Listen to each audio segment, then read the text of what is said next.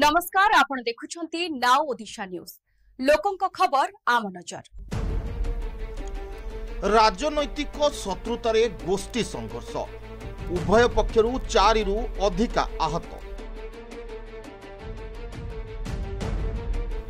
गंजाम जिले में पुणी जागी उठी राजनैतिक शत्रुता।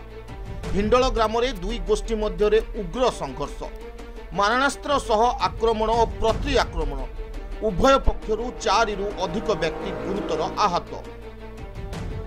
घटनाटी घटी गंजाम जिलार कवि सूर्यनगर थाना अंतर्गत हिंडल ग्राम में।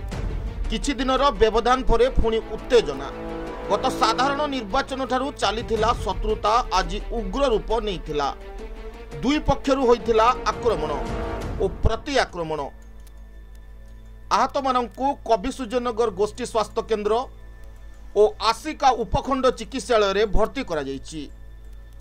घटनास्थल में पुलिस खबर पाई सेठारे पहुंची घटनास्थल में फोर्स मुतयन करा जायछि। दुई पक्ष विरोध में मामला रज्जु होइछि एवं पुलिस तार तदंत चलाइछि।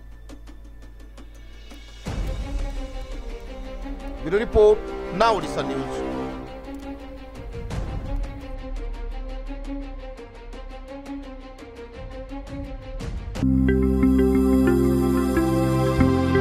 लेटेस्ट न्यूज अपडेट पाई www.nowodisha.com को लॉगिन करंतु।